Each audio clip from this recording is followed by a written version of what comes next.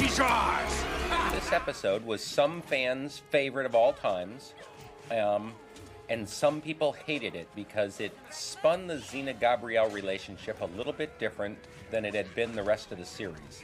And I think this was Michael Hurst's directing debut on Xena, if I'm not mistaken. Yeah. I was nervous about having him on, actually. Why? I don't know, but it was so wonderful and rewarding and refreshing. Because we never had a relationship prior to this. And see, I just knew him as LAWLESS, really, you know. Achilles' his buddy, so it was really interesting to have Michael come in and direct, especially from the Gabrielle point of view, you know, have her be a little cheeky. And I had, prior to the beginning of the season, when we were kind of figuring out things we wanted to do, I had pitched RJ the idea of doing a lighter episode about just spending a day with Xena and Gabrielle on their normal everyday life without any great big mission or... and we kept trying and playing around with it. How can we do it without having a villain that had to be defeated that's set up in the teaser and paid off at the end? But Flying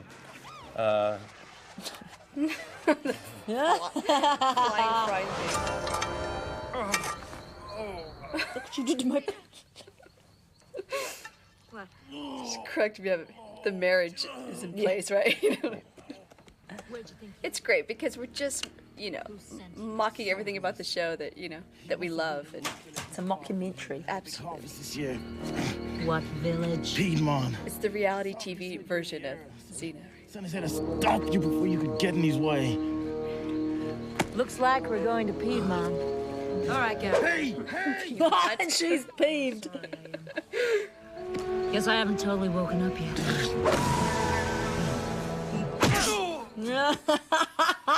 That's cool, man.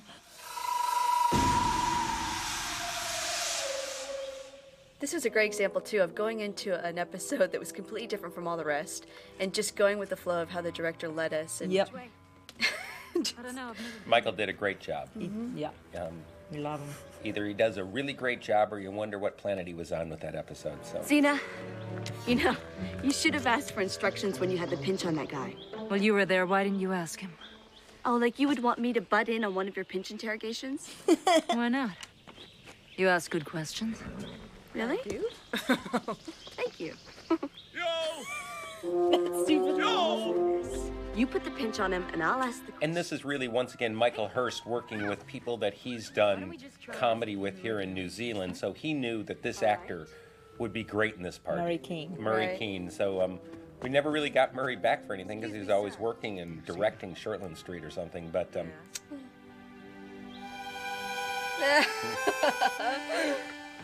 Joe and his Italian instrumentation. Two villages in dire straits. I hate when that happens. Well, I guess we'll just have to methodically examine the needs of each village. Who wrote this? This is an RJ. Determine where we can do the most. Again. RJ wrote this episode, and it really was quintessential RJ once again. It was, Giant versus warlord. we kind of knew we wanted to do a day in the life, and suddenly he had a script, and This is how decisions are really made. Of course, that's another way. And I don't know how long you've had that outfit, Renee. That one stayed for a long time.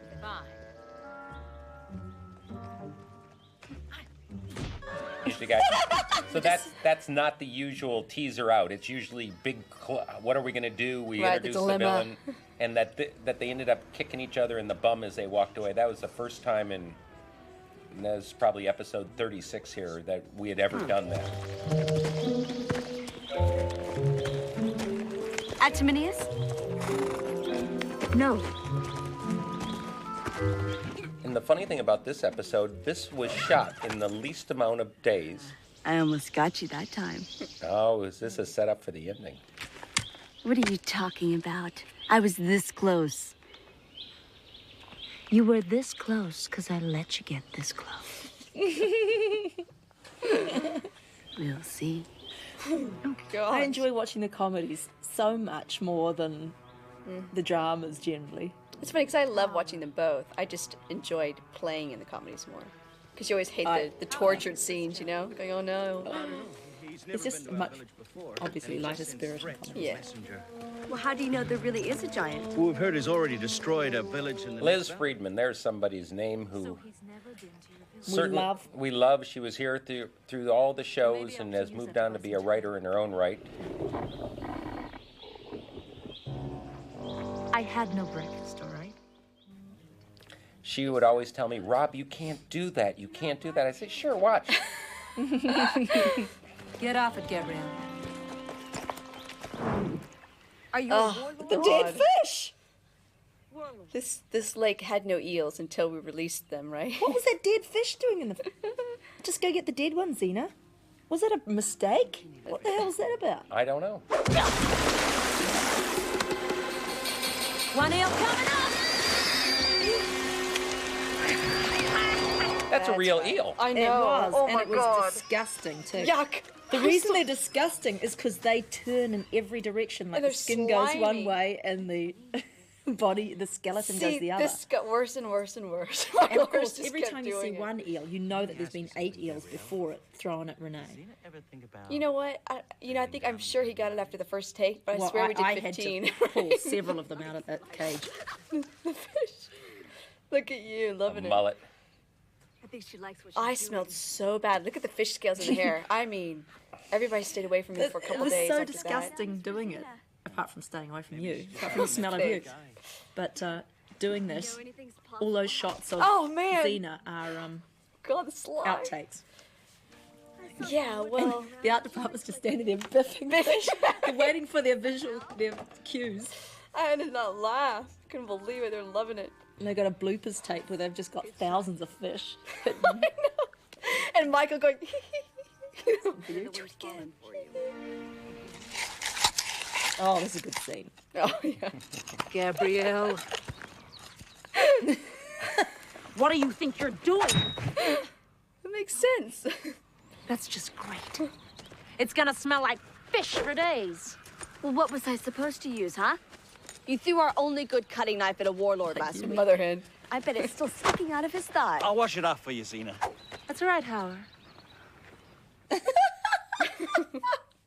Michael really brought this to life. I once again, some episodes the director really has Puts a stamp, gives puts it a a whole stamp on feeling. it, and in the same way that TJ put his stamp, this is really Michael Hirsch's stamp and his kind of And a lot of handheld camera too, just keeps Yeah, it that slight sure. documentary, mockumentary feel. That's right.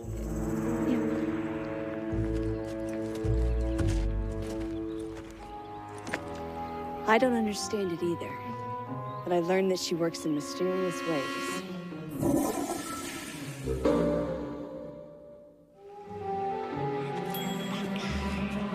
Fell on their victims like hungry wolves. That'll work.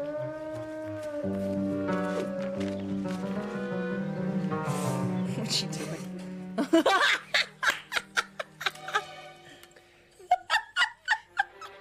This was where dear Liz could not believe we would write that I Xena. love it. You used my scrolls!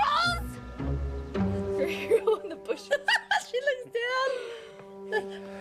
Now take it easy. There were no. But what's even better is we had no shame. We're like, yeah, Yeah. this is great. Yeah. I used a piece that didn't have much writing on it. How good. Love to see them torture one another, eh?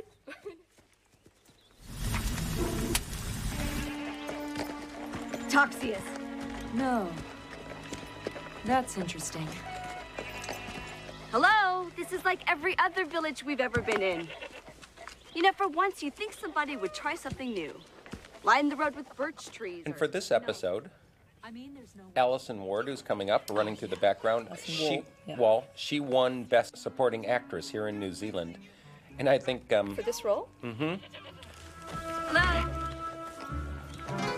and I really think she does a wonderful